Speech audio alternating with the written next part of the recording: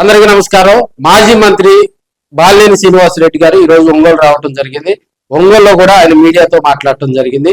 తిరుమల తిరుపతి లడ్డుకు సంబంధించి వాడినటువంటి నెయ్యిలో కల్తీ జరిగిందని, ఇది చైర్మన్ గారే చెప్పారనేది వాస్తవం అని బాలినేని శ్రీనివాసరెడ్డి గారు కూడా చెప్పడం జరిగింది.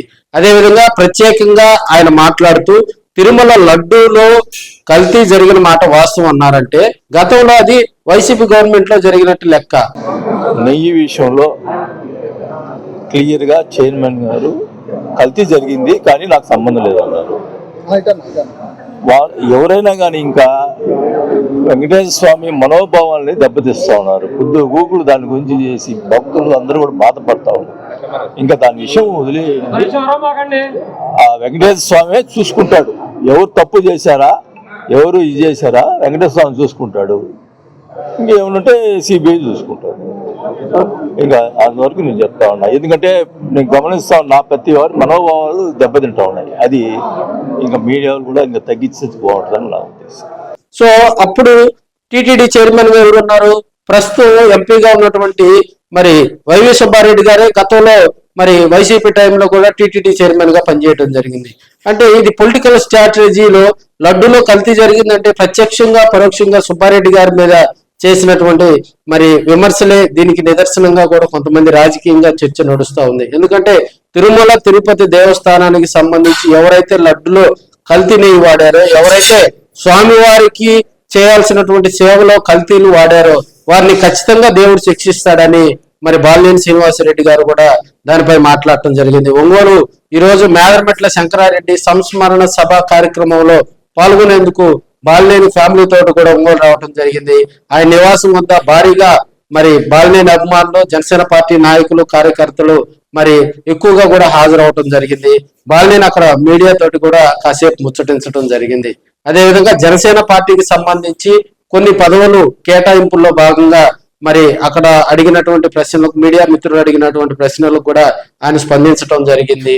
తాను ఏ పదవి తనకు ఇవ్వాలనేది కూడా పవన్ కళ్యాణ్ గారు డిసైడ్ చేస్తారని, ఆయన ఆదేశిస్తే ఆ పదవి తీసుకోవటానికి కూడా తాను మరి ఎలాంటి సంకోచించేది లేదని, పవన్ కళ్యాణ్ గారి ఆశయాలు ఆయన ఆలోచనలకు అనుగుణంగానే ముందుకు వెళ్తానని బాలినేని శ్రీనివాసరెడ్డి తెలియజేయడం జరిగింది. అదేవిధంగా మరి ఉమ్మడి ప్రకాశం జిల్లాలో ఉన్నటువంటి ప్రజలందరూ కూడా ఆయన మహాశివరాత్రి శుభాకాంక్షలు తెలియజేశారు.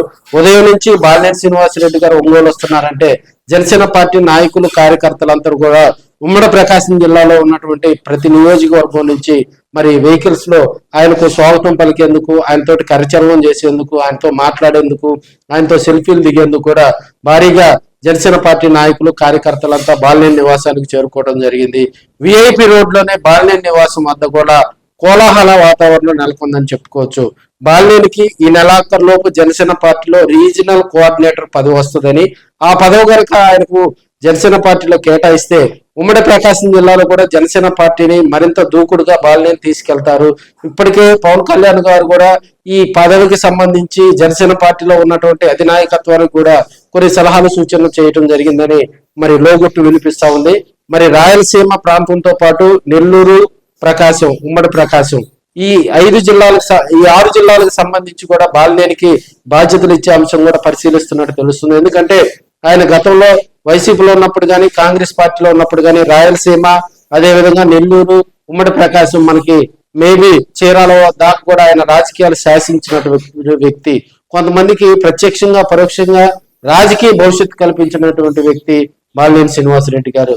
సో అలాంటి మంచి మాస్ లీడర్ను కనుక పవన్ కళ్యాణ్ గారు రాబోయే రోజుల్లో ఆయనకు మంచి పదవి, క్రియాశీలకమైనటువంటి పదవి కనుక ఇస్తే రాబోయే రోజుల్లో రాజకీయంగా బాలినేని మరింత దూకుడుగా వెళ్తారని కొంత టాక్ అయితే వినిపిస్తుంది. అయితే ఇప్పటికే రాజ్యసభ మనకి జూన్ లో కూడా మనకి రాజ్యసభ ఒకటి ఖాళీ, మనకి జనసేన కోటలో ఒక రాజ్యసభ పదవి అది లింగంనేని రమేష్ కేటాయించాలని, మరి తర్వాత జరిగే పరిస్థితుల దృష్ట్యా కూడా బాలినేనికి ఎమ్మెల్సీ పదవి కేటాయించాలని జనసేన అధిష్టానం భావిస్తున్నట్టు తెలుస్తుంది. దానికి ముందు మరి జనసేన పార్టీకి సంబంధించినటువంటి సభ్యత్వాలు కూడా ముగుస్తున్న వేళ జనసేన పార్టీకి సంబంధించి కొత్త సభ్యత్వాలు చేర్చే అంశం, అదేవిధంగా గ్రామం నుంచి కూడా జనసేన పార్టీకి సంబంధించి క్రియాశీలకమైనటువంటి కమిటీలు, అదేవిధంగా మెయిన్ గా మరి మనకి సర్పంచ్, మున్సిపాలిటీ, స్థానిక సంస్థల ఎన్నికలు ఉన్న నేపథ్యంలో మరి ప్రతి గ్రామంలో కూడా జనసేన పార్టీని బలోపేతం చేసే విధంగా గ్రామ కమిటీలు, మండల కమిటీలు, నియోజకవర్గ కమిటీలు వీటన్నిటిని పూర్తి చేసుకొని తదనంతరం మరి ఎక్కడెక్కడ కూడా కొత్త నియోజకవర్గ ఇన్ఛార్జీలు, జిల్లా అధ్యక్షులు ఈ వ్యవహారం అంతా కూడా జనసేన పార్టీ మరి స్పీడ్ గా ముందుకు తీసుకెళ్లే కార్యక్రమంలో భాగంగా బాల్యోని కూడా మేబీ మనకి ఫిబ్రవరి నెలాఖరులో కానీ మార్చి ఫస్ట్ వీక్ లో కానీ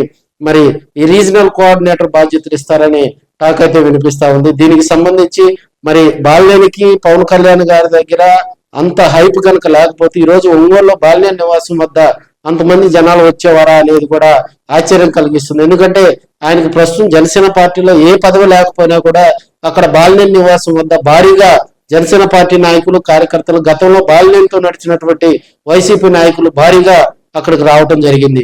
సో రాబోయే రోజుల్లో జనసేన పార్టీలో క్రియాశీలకమైనటువంటి పదవి, ఎందుకంటే స్థానిక సంస్థల ఎన్నికల దృష్ట్యా మరి బాల్యాన్ని కూడా మంచి మరి హైప్ వస్తుందని కొంతమంది రాజకీయంగా చర్చ నడుస్తూ ఉంది.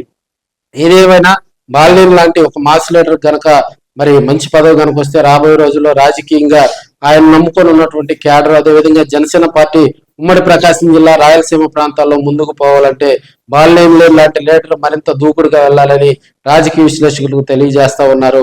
ఈ రోజు ఒంగోలు వచ్చినటువంటి బాలినేని కార్యకర్తలతో సేపు ముచ్చటించడం జరిగింది. అక్కడి నుంచి మేదరమెట్ల శంకరారెడ్డి సంస్మరణ సభ, బచ్చల బాలయ్య కళ్యాణ మండపంలో అక్కడ వెళ్ళి అక్కడ కొంతమంది కార్యకర్తల నాయకులను ఆప్యాయంగా పలకరించి ఆ కార్యక్రమంలో పాల్గొని మళ్ళీ తిరుగు ప్రయాణంలో హైదరాబాద్ వెళ్ళడం జరిగింది. బాలినేని మరి ఒంగోలు రావడంతో కొంతమంది జనసేన పార్టీ కార్యకర్తలు, ప్రత్యేకించి మహిళా నాయకురాళ్ళంతా కూడా మరి ఉల్లాసంగా గడిపారని కూడా తెలియజేసుకోవచ్చు.